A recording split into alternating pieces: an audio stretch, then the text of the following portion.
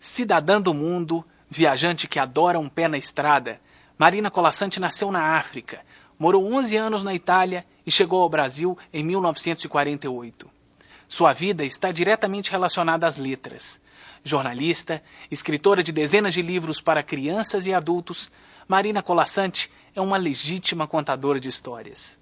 Certamente você já deparou com seus livros na biblioteca. Se não, vale procurar. Participante do Sempre um Papo há mais de 20 anos, Marina Colasanti se sente em casa, na conversa que você acompanha a partir de agora.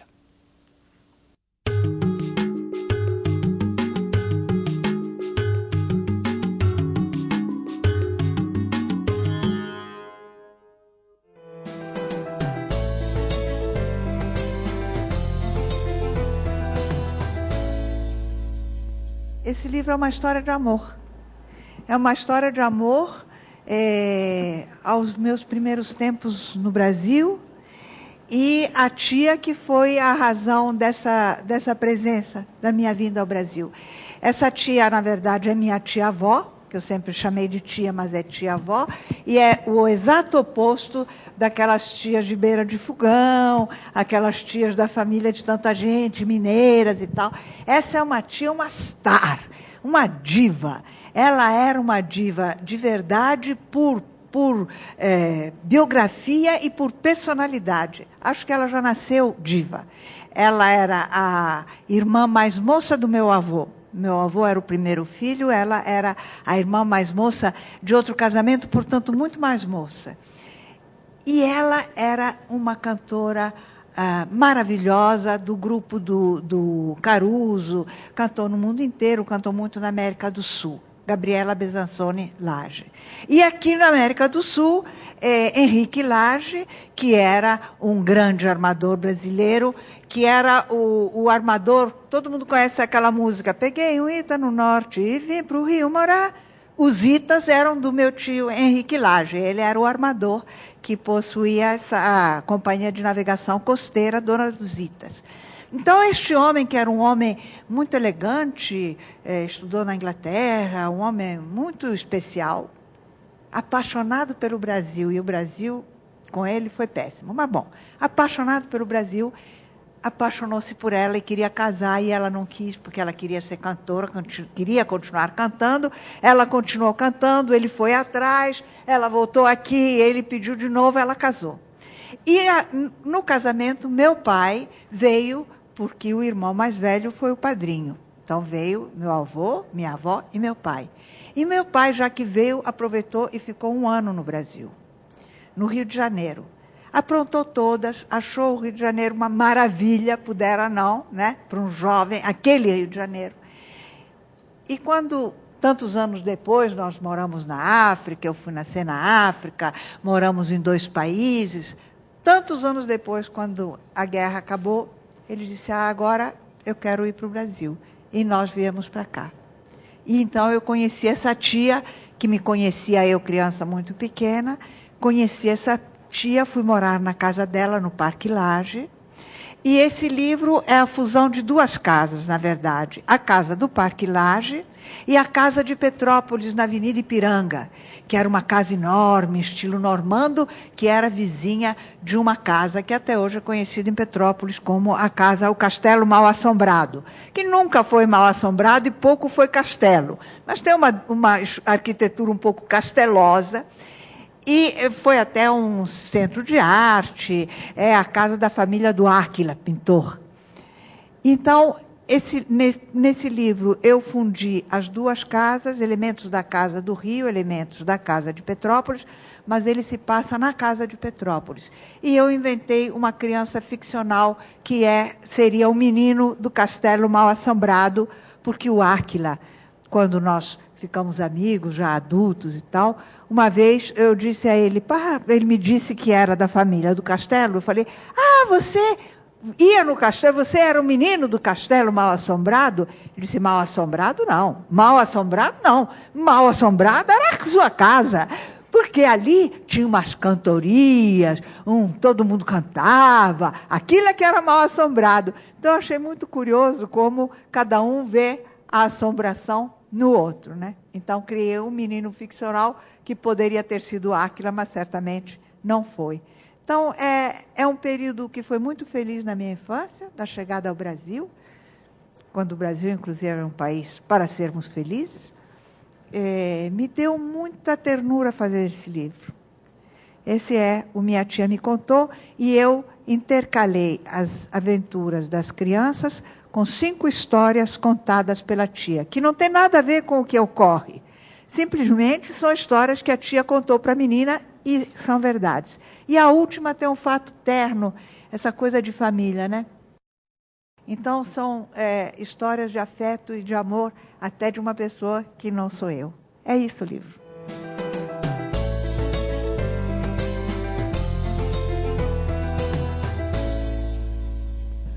Eu sou sempre a minha ilustradora, porque a minha formação foi em Belas Artes, eu era gravadora, sou pintora, enfim.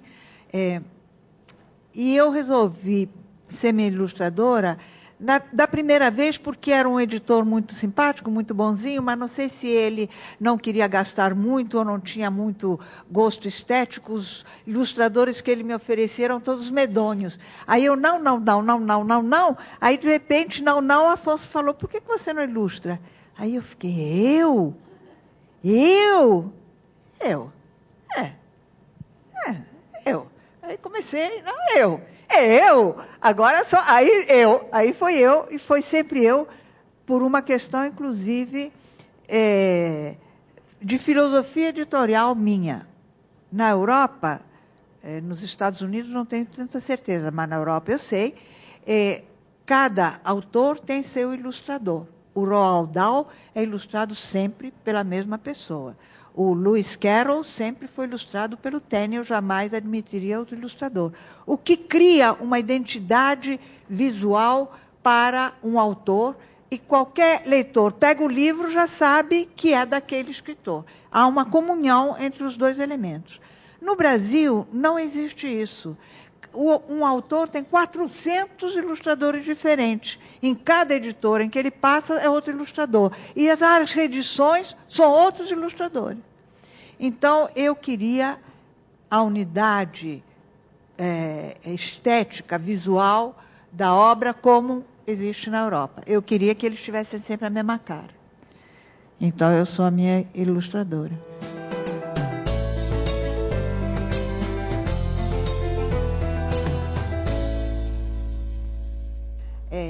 Ler é muito bom. Mas ler é muito bom. E sabe que hoje em dia eu leio de outra maneira, né? Porque hoje em dia eu leio anotando tudo, eu leio de uma maneira teórica, eu leio brigando com o autor, ou cedendo aos encantos do autor, eu leio preparando alguma coisa que um dia eu vá utilizar, em que eu vá utilizar aquilo que eu estou lendo, uma leitura diferente. Mas eu fico fascinada que até hoje eu consigo ler, embora assim, com o mesmo absoluto entusiasmo e encantamento com que eu lia aos 10, 11, 7 anos de idade.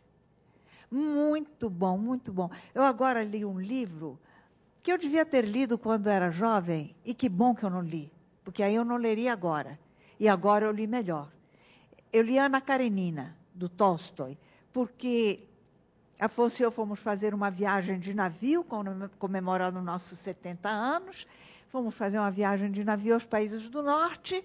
E aí nós íamos a São Petersburgo, e na biblioteca, na sala de leitura do navio, eu olhei, tinha Ana Karenina, disse, vou dar uma olhada em Ana Karenina para me preparar para chegar a São Petersburgo.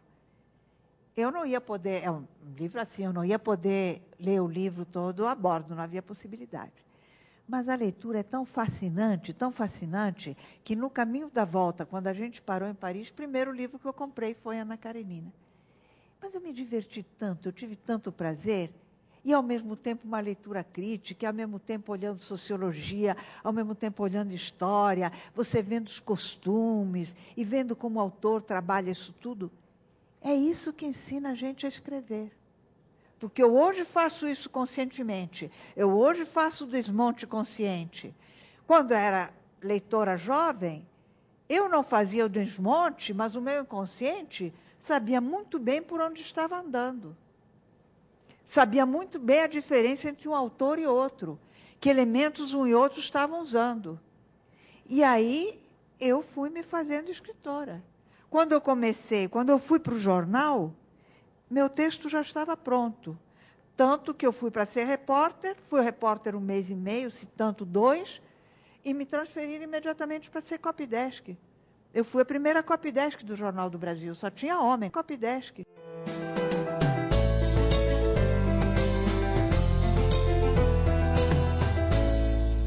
A copydesk não existe mais. Era uma instituição maravilhosa. Era o seguinte, na redação existiam, eu vou dizer de uma maneira politicamente incorretíssima, existiam os escravos da reportagem e a elite do copydesk. O que não é verdade, eu estou fazendo uma blague, mas eu estou dizendo a elite por quê? Porque o copydesk, o repórter ia lá e fazia as entrevistas, ia pautado, o chefe da redação fazia a pauta para ele, explicava tudo, para ele não chegar e fazer como os repórteres às vezes fazem hoje em dia, já me aconteceu, e Afonso também, no fim da entrevista, como é mesmo o seu nome? O sujeito está te entrevistando, não sabe nem quem você é. A gente preparava, o repórter, ele ia. O repórter não tinha obrigação de ter um bom texto, tinha obrigação de ser atento, de ser rápido, de ser inteligente e de captar o que era necessário, e trazia para a redação. Aí aquilo ia para a mão do copydesk. Quem era o copydesk? Era um sujeito que não só tinha um texto de alta qualidade, fui eu? É o meu? Não. Como era um sujeito de cultura, era um sujeito de leitura, era um sujeito de conhecimentos, era um sujeito mais velho, os repórteres em geral eram mais jovens, que tinha história, que tinha memória, e que podia pegar aquele texto e transformar aquele texto numa coisa muito prazerosa de ler, num texto vibrante, num texto com verve, num texto com, sabe, com sabor. O copydesk foi eliminado e o revisor também. 2 desastres, porque um jovem que sai da faculdade não tem esses conhecimentos, não tem essa qualidade de texto, os textos estão de uma platitude atroz no jornal, erros constantes de concordância, até de estrutura do texto. O texto do jornal empobreceu muito devido à ausência do copydesk.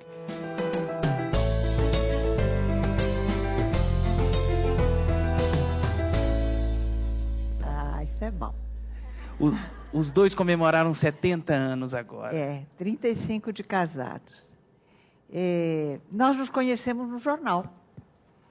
Ele trabalhava com Gabeira, porque ele é mineiro, né? Nascido em Belo Horizonte, criado em Juiz de Fora, e amigo de Gabeira a vida inteira. E aí Gabeira levou ele para o departamento de pesquisa. Gabeira, naquele momento, não era mais meu redator, era chefe do departamento de pesquisa.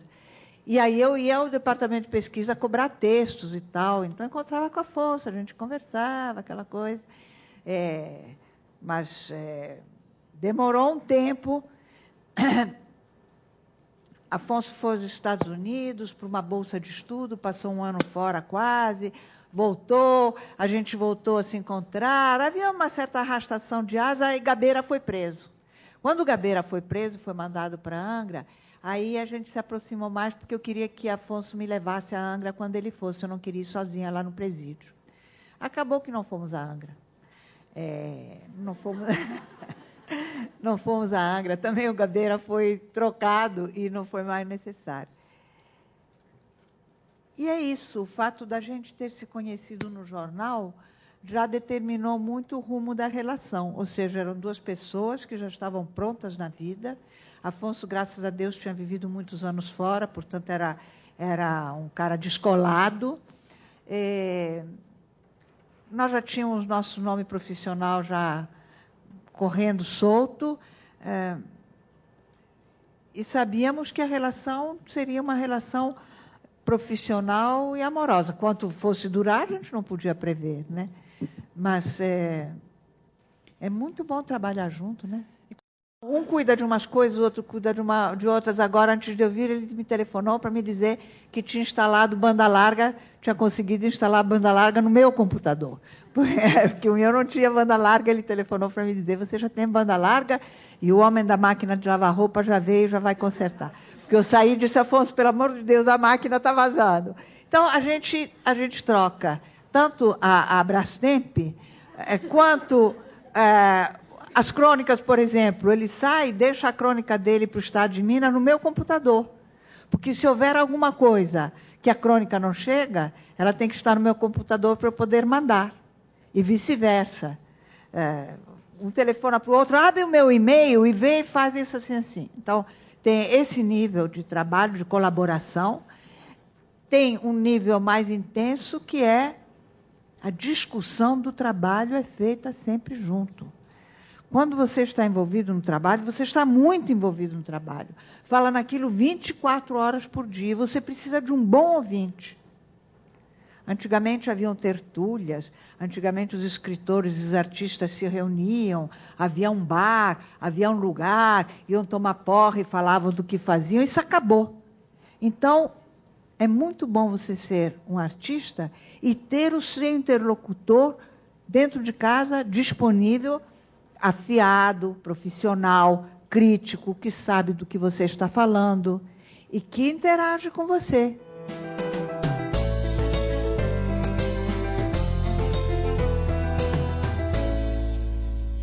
Para resumir ao máximo, que no Brasil nós temos duas situações. Uma que melhorou muito e uma que melhorou muito pouco. Uma que está boa e uma que está péssima. A que está boa, que avançou muito, são as mulheres de classe média, as mulheres que têm acesso à formação, que trabalham, que estão...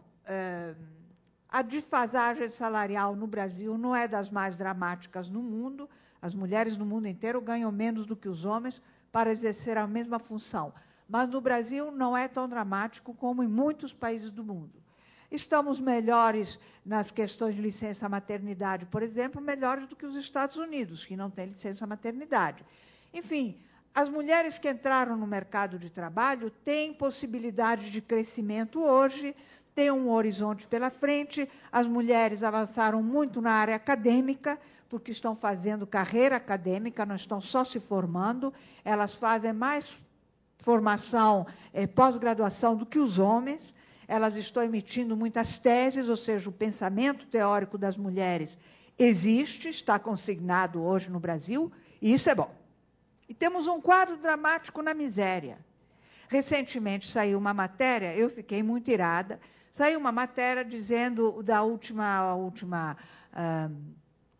avaliação do IBGE, 30 e tanto % das mulheres no Brasil são chefes de família.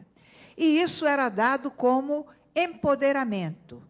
Ou seja, as mulheres já estão poderosas chefiando a família. Isso não é empoderamento, isso é miséria. Miséria por um lado e desordem pelo outro. Por quê? Esse é um quadro dramático no Brasil da quantidade de mulheres que carregam sua família sozinhas. Às vezes, muitas vezes, são mulheres mais velhas que têm uma aposentadoria microscópica com a qual sustentam filhas, filhos desempregados, netas grávidas, criancinhas, família enorme que vive à custa dessa senhora que ainda faz doce para fora, coisa para vender e se vira para sustentar essa tropa. Isto não é empoderamento. Ou seja, as mulheres estão sustentando as famílias porque os homens fazem filho e se mandam, porque as jovens estão engravidando muito cedo, às vezes por falta de conhecimento, às vezes por um desejo de mudança de status, engravidam de propósito, achando que vão subir, a única coisa que elas podem ter é um filho, então é isso que elas vão ter, e dando a sua vida direitinho. Por miséria, as mulheres se separam dos homens, e os homens não têm como pagar pensão para as crianças, ou os homens não querem pagar pensão para as crianças, então passa a viver de biscate, porque senão ela pode recorrer e a lei desconta do pagamento em folha, então ele não tem emprego fixo, vai ser biscateiro para não ter que pagar para as crianças. Ou seja, o quadro das mulheres que sustentam seus filhos sozinhas é um quadro negativo, não é um quadro positivo. Não é porque as mulheres ficaram riquíssimas e poderosíssimas e não precisam dos homens. É um desequilíbrio social. Vendido como empoderamento, por quê? Porque como empoderamento ele se encaixa na grande diretriz estabelecida em Beijing. Temos que empoderar as mulheres, ou seja, dar poder a elas. Mas o empoderamento que se concebeu em Beijing era dar instrução, dar acesso ao trabalho, criar fontes de suporte para a pequena e mínima indústria, para a indústria doméstica, para que elas possam desenvolver trabalhos dentro de casa sem se afastar das crianças e ganhando dinheiro. Há toda uma lista de coisas que serviriam para empoderar a mulher. Empoderar a mulher não é entregar-lhe a família e dizer, vire-se. Isso é abandonar a mulher.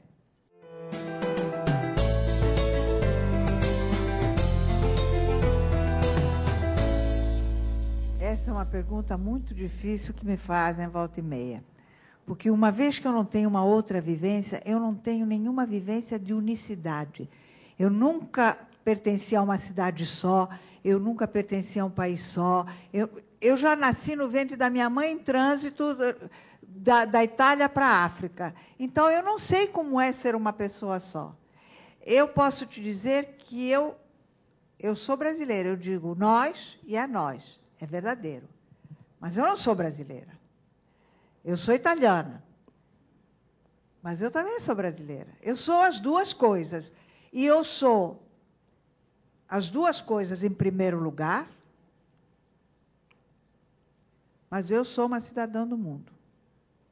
Eu me sinto bem em trânsito. Eu me sinto bem em qualquer lugar do mundo. Eu me sinto pouco estranha nos outros lugares. Eu me aclimato logo muito bem. Eu gosto de estar num país onde eu não fale a língua, por exemplo. Ao contrário de todo mundo, eu gosto. Eu acho bom, eu acho muito estimulante. Isso é uma coisa que me fascina, né? Que eu senti isso de você, porque é uma coisa que eu gostaria muito de ter essa oportunidade de viver em outros lugares, em culturas. Eu acho que deve ser maravilhoso isso.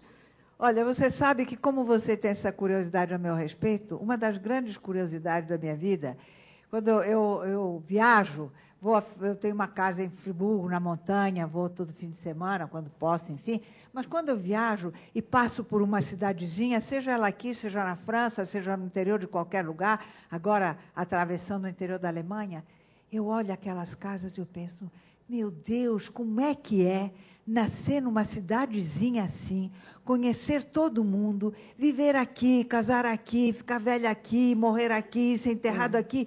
Como é que é isso? É verdade. E hoje em dia as pessoas viajam através da televisão. Mas quando não tinha televisão, não tinha internet, como é que era pertencer? A curiosidade minha é como é que é o contrário. Me parece uma coisa incrível. Uhum. Quando eu entro no avião de volta para o Brasil, de algum lugar, tem sempre alguém que diz, bom mesmo é voltar para casa. E eu penso que desperdício, meu Deus. Entregar a viagem para a pessoa errada. Bom mesmo é estar no mundo. Entendeu? Porque você nunca volta do mesmo jeito, né? Você sempre traz alguma coisa, claro. Né? Eu volto para casa, eu e várias aqui, minhas duas amigas, duas viajantes que nem eu. Uhum. A gente chega em casa já pensando qual vai ser a próxima viagem.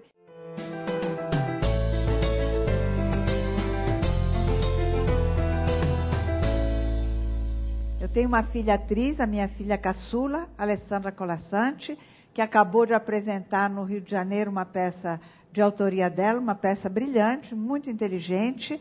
Ela e mais uma personagem, mas é basicamente um solo. Ela é autora do texto, ela é diretora, figurinista, intérprete. Ela está trabalhando em teatro, em televisão, e está fazendo formação em teoria literária, já fez formação de como interpretação na Cal. Então, o setor teatral está coberto. Eu não preciso me preocupar com isso, que eu já tenho uma filha brilhante cuidando disso. Tradução também não preciso fazer mais, porque tem outra filha brilhante cuidando disso, que é Fabiana Colasanti, que assina tradução de legendagem. Toda hora vocês veem o nome dela na televisão. Então, isso me aliviou de 2 cargas, que estão muito bem cobertas.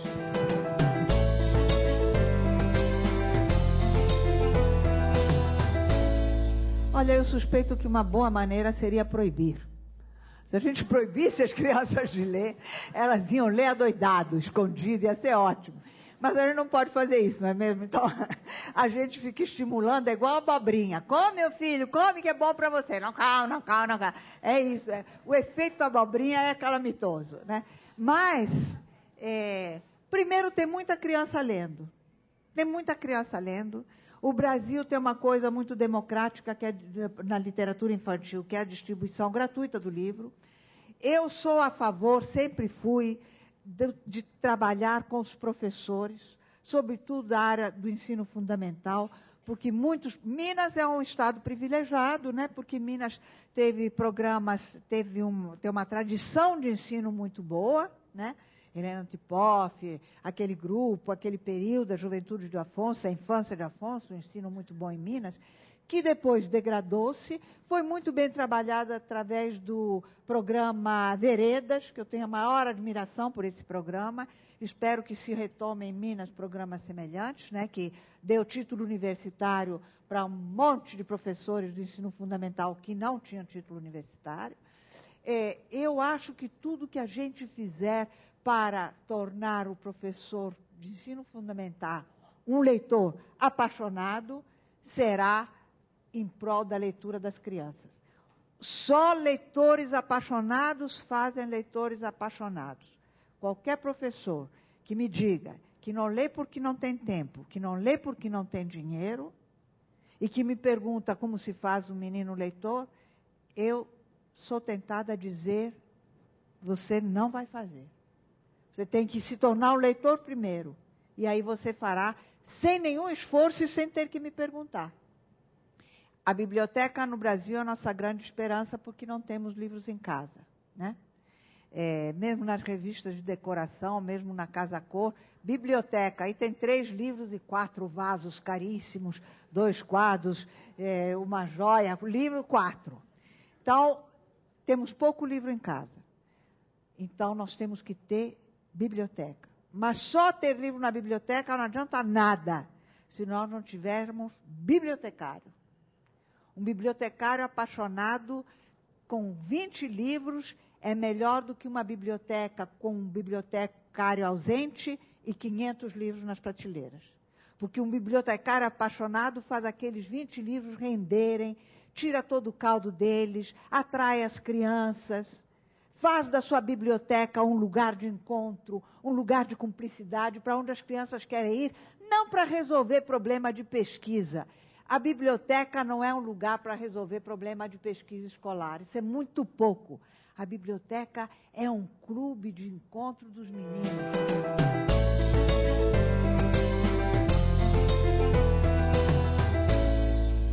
Mas eu vou contar uma história meiga, porque a gente está num clima leve. Eu vou contar uma história que eu chamo a minha história meiga, do meu livro último, que se chama, último não, mais recente, porque é anterior a esse, que se chama 23 Histórias de um Viajante. E esse conto se chama Do Seu Coração Partido.